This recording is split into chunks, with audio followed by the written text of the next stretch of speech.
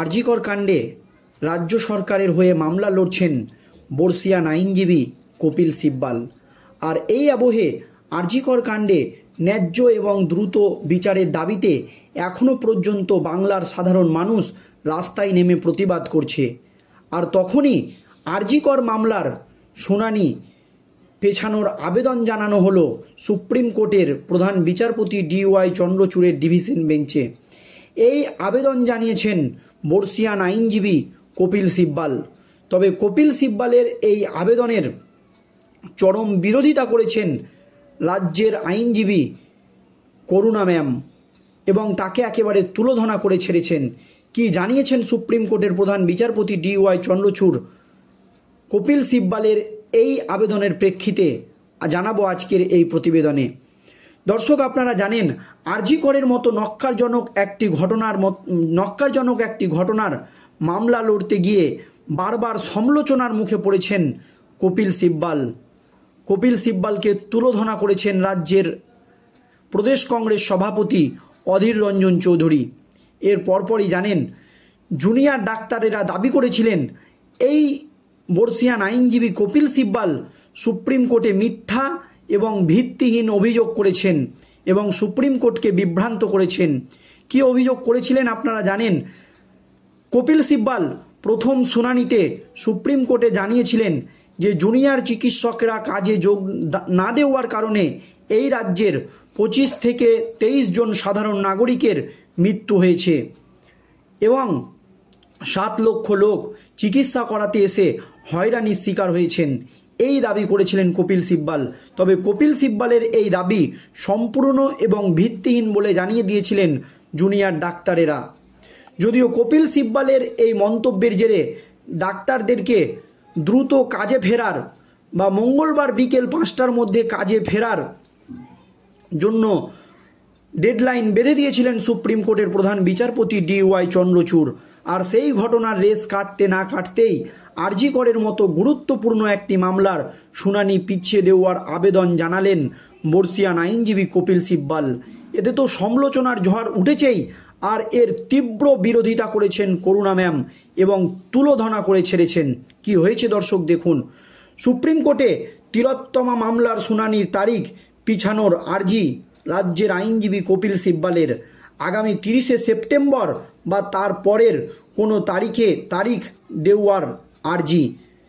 27শে September RG Kar মামলার শুনানি হওয়ার কথা, কিন্তু রাজ্যের আইনজীবীর কথাই আগামী 30শে সেপ্টেম্বর বা তার পরে অক্টোবর মাসে কোনো একটি তারিখে এই মামলার শুনানি করা হোক, এই দাবি করা হয়েছে। সব পক্ষ উপস্থিত না থাকায় সেই বিষয়ে আলোচনা সম্ভব হয়নি সুপ্রিম কোর্টে। সোমবার সবার উপস্থিতিতে সিদ্ধান্ত নেওয়া হবে। তবে রাজ্যের মেডিকেল কাউন্সিলের তরফে এই মামলার তারিখ পিছানোর তীব্র বিরোধিতা করা হয়েছে। প্রসঙ্গত, গত মঙ্গলবার 17ই সেপ্টেম্বর সুপ্রিম কোর্টে আরজিকর মামলার তৃতীয় শুনানি হয়। শুনানির শুরু হওয়ার আগেই আদালতে স্ট্যাটাস রিপোর্ট জমা দেয় CBI। উল্লেখ্য, তার আগেই গ্রেপ্তার হয়েছেন আরজিকর মেডিকেল কলেজের প্রাক্তন অধ্যক্ষ সন্দীপ ঘোষ এবং তালা থানার ওসি অভিজিৎ মণ্ডলকে গ্রেপ্তার করেছে CBI। মঙ্গলবার থেকে শুনানিতে জুনিয়র চিকিৎসকদের হয়ে সুপ্রিম কোর্টে সওয়াল করেছেন ইন্দ্রাজয় সিংহ। তবে মঙ্গলবার শুনানিতে বিচারপতিদের একাধিক প্রশ্নের সদুত্তর দিতে ব্যর্থ হয়েছিলেন রাজ্যের আইনজীবী কপিল সিব্বাল। জুনিয়র ডাক্তারদের আইনজীবী প্রশ্ন বানে একেবারে কুপোকাত করে ছেড়েছিলেন কপিল সিব্বালকে। সেই জন্য যুক্তি সাজানোর জন্যই কি আরজিকর মামলার শুনানি পেছানোর আর্জি জানালেন বর্ষীয়ান আইনজীবী।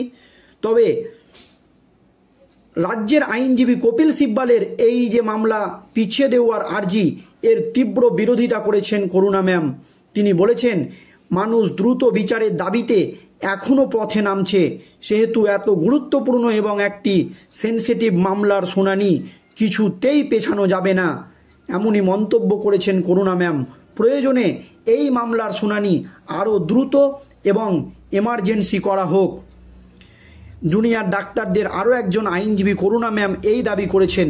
তবে শুনানি শুরু হলে হাসপাতালে যে চিকিৎসকরা কাজ করছেন তাদের নিরাপত্তার জন্য কী ব্যবস্থা করা হয়েছে প্রশ্ন করেছিল প্রধান বিচারপতি।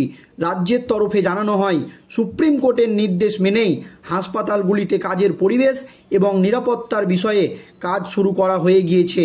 সিসিটিভি সহ একাধিক বিষয়ে ইতিমধ্যেই কাজ চলছে। কর্মক্ষেত্রে মহিলাদের নিয়ে রাজ্য যে বিজ্ঞপ্তি দিয়েছে তা সঠিক করতে বলেন সুপ্রিম কোর্ট। গত 19শে আগস্ট বিজ্ঞপ্তি জারি করেছিল রাজ্য সরকার। অন্যদিকে সিবিআইকে দেওয়া ফুটেজের সময় নিয়ে রাজ্য পুলিশ প্রশ্নের মুখে পড়েছিল সুপ্রিম কোর্টের প্রধান বিচারপতি DY চন্দ্রচূড়ের। সিবিআইয়ের রিপোর্ট নিয়ে উদ্বেগ প্রকাশ করেছিলেন সুপ্রিম কোর্টের প্রধান বিচারপতি DY চন্দ্রচূড়। তিনি বলেন, এই রিপোর্টে যা আছে তা একেবারে ভয়ঙ্কর একটি নির্দেশিকার দিকে যাচ্ছে। অন্যদিকে নির্যাতিতার ছবি ব্যবহার নিয়েও সুপ্রিম কোর্টের প্রধান বিচারপতি DY চন্দ্রচূড় আশঙ্কা করেছিলেন। অনেকেই মনে করেছেন যে সুপ্রিম কোর্টে সিবিআই যে স্ট্যাটাস রিপোর্ট জমা দিয়েছে সেই স্ট্যাটাস রিপোর্টে বড় কোনো মাথার নাম রয়েছে।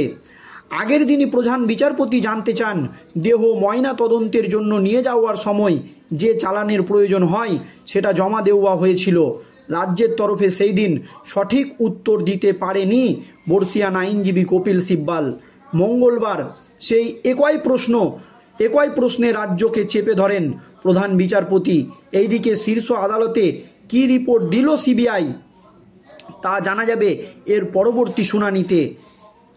আর একের পর এক প্রশ্নবাণে যখন বিদ্ধ হচ্ছিলেন কপিল সিব্বাল, তখনই বোঝা যাচ্ছিল যে তিনি কিছু একটা করবেন। আর এবার সুপ্রিম কোর্টে 27শে সেপ্টেম্বর শুনানির আগেই একেবারে খেলে দিলেন কপিল সিব্বাল। তিনি আরজি করের মতো গুরুত্বপূর্ণ একটি মামলার শুনানি পিছানোর আবেদন জানালেন সুপ্রিম কোর্টের প্রধান বিচারপতি DY চন্দ্রচূড়ের ডিভিশন বেঞ্চে।